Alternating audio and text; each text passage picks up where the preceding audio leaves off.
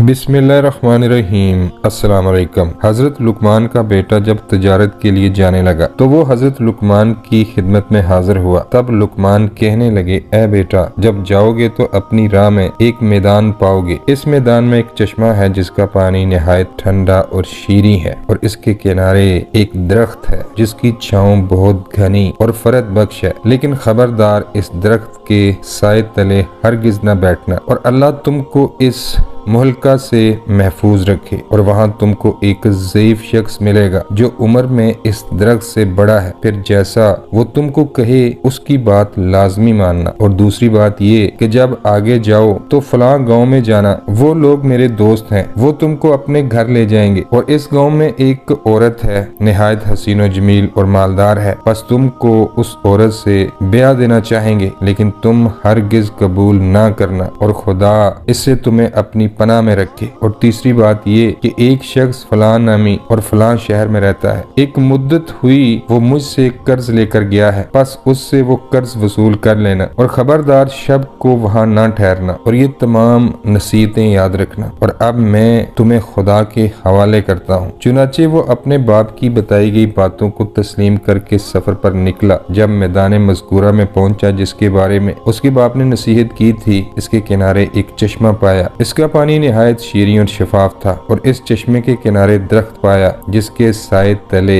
एक बुजुर्ग बैठे हुए थे, मारे गर्मी और प्यास के। चाहता था कि इस चश्मे से पानी पिए और इस दरख्त के साए तले दम भर के आराम कर ले। लेकिन फिर अपने बाप की गई नसीहत याद आ गई तो वहाँ से कदम आगे बढ़ाने लगा। तब उस बुजुर्ग ने जो दरख्त के नीचे बैठे हुए थे पुकारा, ए लड़के, कहाँ जाओगे? ऐसी धूप में और सख्त गर्मी पड़ रही है, इस चश्मे का ठंडा पानी पियो और जरा छांव के तले दम ले लो और मेरे पास आकर बैठो। लड़का बोला, हरगिज नहीं बैठूंगा, मेरे बाप ने मुझे मना किया है इस दरख्त के साए में बैठने से। तब वो बुजुर्ग कहने लगे, कसम है तेरे रब की, धूप और गर्मी में ना जाओ और मेरा कहा मान ले। ये बात सुनते ही लड़के को बाप की बात याद आई कि वो बुजुर्ग जैसा कहें इनका कहना मान लेना। तब लड़के ने इस बुजुर्ग का कहा माना और सलाम करके बैठ गया। चश्मे से ठंडा पानी पिया और थोड़ी देर सस्ताने को लेट गया और सो गया। तब उस दरख्त पर से एक सांप उस लड़के को काटने के लिए उतरा। लड़का सोता रहा लेकिन बुजुर्ग जागते थे। बस उस बुजुर्ग ने सांप को मारकर उसका सर काट लिया। जब लड़का उठा तो देखा कि सामने एक मुर्दा सांप बगैर सर के पड़ा है। बस बुजुर्ग से हाले हकीकत मालूम करके मुताज्जिब हुआ और बाप की पहली नसीहत का राज जाना। इसके बाद लड़का वहाँ से उठा, अपना माल असबाबे सफर बांधा और बुजुर्ग को सलाम करके जाने की इजाजत तलब की। तब बुजुर्ग आदमी ने पूछा, तुम कहाँ जाने का इरादा रखते हो? लड़के ने कहा कि फलाने गांव में जाना चाहता हूँ, वहाँ मेरे बाप के दोस्त हैं। बुजुर्ग ने कहा, अगर तुम कहो तो मैं भी तुम्हारे साथ चलूं? लड़के ने कहा, बहुत अच्छा, आप भी चलिए। तब दोनों इस गांव में जहाँ का इरादा था पहुँचे। वहाँ के लोगों ने इनसे पूछा कि तुम कौन हो और कहाँ से आए हो? तब लड़के ने कहा, मैं हकीम लुकमान का बेटा हूँ और यहाँ तजारत की गर्ज से आया हूँ। तब गांव के लोग इन्हें निहायत ताजीम और तकरीम से अपने घर ले गए, इन्हें खाना खिलाया और इनकी मेहमान नवाजी करने लगे। और फिर एक दिन वो कहने लगे, ए लड़के, हमारी कौम में एक औरत निहायत खूबसूरत, नेक, मालदार और हस्बो नसब में दुरुस्त है। हम चाहते हैं कि तुम्हारा इसके साथ निकाह कर दें। ये बात तुम्हारे वास्ते अच्छी होगी और खूब मालो दौलत हाथ लगेगा। तब लड़के ने कहा, मेरे बाप ने इससे मना किया है कि सफर में किसी अमर के पाबंद न होना, वरना नुकसान और तकलीफ उठाओगे। तब वो बुजुर्ग जो साथ थे कहने लगे, जब यहाँ के सभी रईस आरजूमंद हैं और इसकी गवाही देते हैं और ये भी कि वो हसीन और मालदार है, तो शादी करने में कोई मुज़ायका नहीं और कोई अंदेशा ना कर। जब लड़के को बाप की नसीहत याद आई कि वो बुजुर्ग जो भी कहें इस पर अमल करना, तब पसरे लुकमान ने अपने मसाइबे यार के कहने से इस मालदार औरत से निकाह किया। फिर इस कौम का एक शख्स इस लड़के के पास आया और कहने लगा, मैं हजरत लुकमान की बहुत इज्जत और तकरीम करता हूँ और इस सबब से तुम्हारा भी भी खैर ख्वाह हूँ। तुमने नाहक इस औरत से निकाह किया है, वो बहुत बुरी औरत है और कबल तुमसे वो अपने 9 शोहरों को अपनी खलवत गाह में मार चुकी है, अब तुमको भी मार डालेगी। सो अगर तुम भला चाहते हो तो किसी हीले बहाने से यहाँ से निकल जाओ। तब लड़का उस शख्स की बातें सुनकर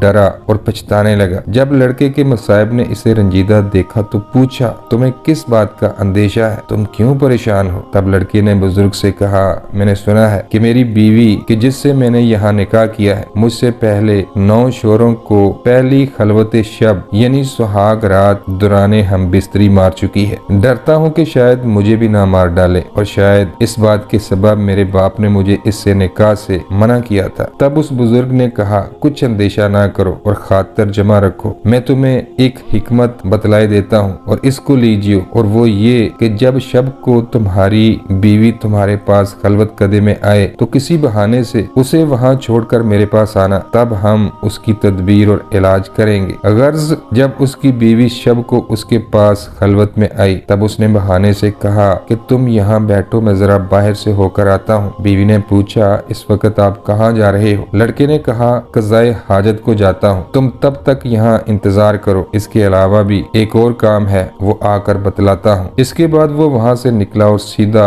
उस बुजुर्ग के पास पहुँचा। बुजुर्ग ने उसे अंगारों से भरा हुआ एक आतिशदान लाने को कहा। जब लड़का आतिशदान लेकर आया तो बुजुर्ग ने इसमें सांप का सर जो दरख्त के नीचे से काट कर लाया था, इसको आतिशदान में रख दिया और आतिशदान को लड़के के हवाले किया और कहा, इसे ले जाओ और अपनी बीवी से कहना कि बरहना होकर इस आतिशदान पर खुद को सेके और इसके बाद आतिशदान को दोबारा मेरे पास ले आना। लड़का बीवी के पास गया और जैसा इस बुजुर्ग ने कहा था इसने अपनी बीवी से कहा, फिर बीवी ने वही अमल किया। इसके बाद लड़का वो आतिशदान वापस बुजुर्ग के पास ले गया। जब उस बुजुर्ग ने देखा कि 2 सांप इस अंगीठी में जल रहे हैं तो बुजुर्ग ने कहा, अब जाओ और बेखतरो फिक्र होकर अपनी बीवी से हम बिस्तरी करो कि जिसका डर था वो सांप इस अंगीठी में जल रहा है। बस इसी सबब से इसके पहले शोर मारे जाते थे। चुनाचे पसरे लुकमान तमाम शब अपनी बीवी के पास रहा और फजर को बासलामत खलवत सरा से बाहर निकल आया और अहले इलाका तमाम माजरा सुनकर बहुत हैरान हुए और पसरे लुकमान के बच जाने से खुश भी हुए। बाद इसके पसरे लुकमान ने इरादा किया कि अपने बाप के कर्जदार के पास जाकर कर्ज वसूल करे। फिर इसने बुजुर्ग से कहा कि फलां गांव में एक शख्स के पास मेरे बाप का रुपया है, सोचता हूँ कि वहाँ जाकर उससे वसूल करूँ। तब उस बुजुर्ग ने कहा, मैं भी तुम्हारे साथ चलूंगा। दोनों आदमी उस शख्स के पास गए। वहाँ के लोगों से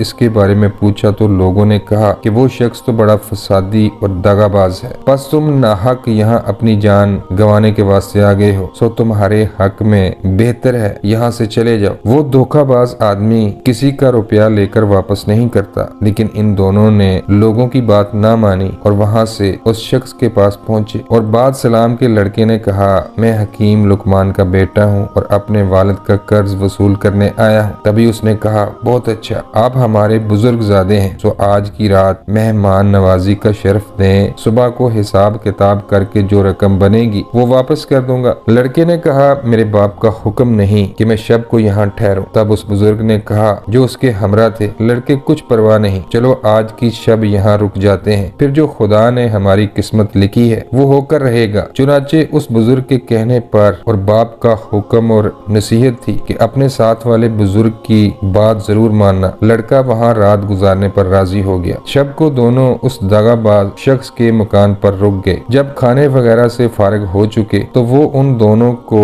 दरिया के किनारे बनाए गए एक मकान पर ले गया। वो मकान इस तरह बनाया गया था कि जो कोई शब को इसमें सो जाता तो नीचे वाला मकान का हिस्सा पानी में डूब जाता था। इन दोनों को इस मकान में ठहरने को कहा गया। चनाचे पसरे लुकमान सो गए और बुजुर्ग जागते रहे। जब आधी रात का वक्त हुआ तो मौजें चढ़ने लगी और पानी मकान पर चढ़ गया। तब बुजुर्ग ने लड़के को नींद से बेदार किया और वहाँ से उठकर ऊपर वाली मंजिल पर जहाँ के इस दगाबाज आदमी के बेटे सो रहे थे वहाँ तशरीफ ले गए। वहाँ से इसके बेटों को तख्त समेत उठाया और नीचे अपने वाली जगह पर सुला दिया और खुद ऊपर उनकी जगह पर सोए रहे। जब फजर के वक्त वो शख्स आया तो क्या देखता है कि वो दोनों ऊपर वाले हिस्से में इसके बेटों की जगह सो रहे हैं और अपने बेटे नीचे मकान में इनकी जगह पानी में मुर्दा पड़े हैं। तब पुकार कर कहने लगा, अफसोस सद अफसोस افسوس، میں نے تمہارے واسطے یہ فریب کیا تھا کہ تم کو مار ڈالوں، اور میں اپنے فریب میں آ کر آپ ہلاک ہو گیا، میرے دونوں بیٹے مارے گئے۔ تب ان دونوں نے کہا، جو کسی کے لیے بدی کرتا ہے سو در حقیقت اپنے لیے کرتا ہے۔ الغرض لقمان کے بیٹے نے داغا باز شخص سے اپنے باپ کا روپیہ پیسہ وصول کیا اور اپنی بیوی کو کہ جس سے وہاں نکاح کیا تھا کو لے کر ہمراہ اس بزرگ کے اپنے وطن واپسی کا سفر کیا۔ جب لقمان کا بیٹا اپنے مکان کے قریب پہنچا تو اس بزرگ نے پوچھا، اے بیٹے تو نے اتنا عرصہ میرے ساتھ گزارا، تو نے مجھے کیسا پایا؟ تب لڑکے نے کہا، بے شک میں نے آپ کو ایک نیک انسان پایا ہے اور آپ کی برکت سے بہت سی مصیبتوں سے نجات پائی، نیک بخت بیوی ملی اور اس قدر مال و اسباب پایا۔ تب اس بزرگ نے کہا کہ مال میں سے مجھے بھی آدھا حصہ دو، تو لڑکے نے کہا کہ آپ اپنی مرضی سے جتنا چاہے لے لو۔ بزرگ نے ایک طرف بیوی کے ساتھ تھوڑا سا مال رکھا اور دوسری طرف زیادہ مال و اسباب کو رکھا اور لڑکے سے کہا کہ ان دونوں میں سے جو چاہو رکھ لو اور دوسرا حصہ میرے لیے چھوڑ دو۔ تب لڑکے نے اپنی بیوی اور اس کے ساتھ والا تھوڑا حصہ مال و اسباب کا چنا اور کہا کہ میرے لیے یہی کافی ہے۔ چنانچہ دونوں فریق اپنا اپنا حصہ لے کر چل پڑے۔ تھوڑی دور گئے کہ بزرگ نے لڑکے کو آواز دی اور روکا اور اس سے پوچھا کہ اے لقمان کے بیٹے، تو کس سبب سے مجھے زیادہ حصہ مال کا دیے جاتا ہے؟ کیا اس کا سبب یہ تو نہیں کہ تو نے جو کرامتیں مجھ سے دیکھی ہیں ان کی وجہ سے مجھ سے خوفزدہ ہو کر زیادہ حصہ مجھے دیے جاتے ہو؟ لڑکے نے کہا، ایسا بالکل نہیں، بلکہ یہ تو اس سبب سے ہے کہ میں نے آپ کی برکت سے جو نفع اٹھایا اور مصیبتوں اور مشقتوں سے رہائی پائی، سو اس سب کے سبب خوش ہو کر میں نے آپ کو اپنی مرضی سے، اپنی خوشی سے اور مرضی سے دیے جاتا ہوں۔ تب بزرگ نے کہا، اے لڑکے، تمہاری نیک نیتی اور اعلیٰ ظرفی اور اخلاق سے میں بہت خوش ہوا ہوں اور یہ سب مال و اسباب تم ہی لے جاؤ، بھلا ہمارا اس دنیاوی مال و اسباب سے کیا کام؟ لڑکے نے پوچھا، آپ کون ہیں اور کس سبب سے میرے ساتھ رہے؟ بزرگ نے کہا، میں اللہ کا بھیجا ہوا ایک فرشتہ ہوں اور تمہارے باپ کی دعا کے سبب اللہ نے مجھے تمہاری حفاظت اور نگہبانی کے واسطے مقرر کیا تھا اور تم کو تمہارے باپ کا روپیہ دلایا اور اللہ کے حکم سے نیک بیوی دی۔ بس اب تم سے رخصت چاہتا ہوں اور تم بھی اپنے گھر کو جاؤ۔ تب لڑکا سب مال و اسباب اور اپنی خوبصورت بیوی کو لے کر گھر آیا اور تمام ماجرا باپ سے بیان کیا، اور پھر اس طرح حضرت لقمان نے بھی اللہ کا شکر ادا کیا۔ دوستو ویڈیو اچھی لگے تو لائک کریں اور چینل سبسکرائب کرتے ہوئے ساتھ بنے، بیل کے نشان کو بھی دبا دیں۔ اللہ تعالی ہم سب کا حامی و ناصر ہو، آمین یا رب العالمین۔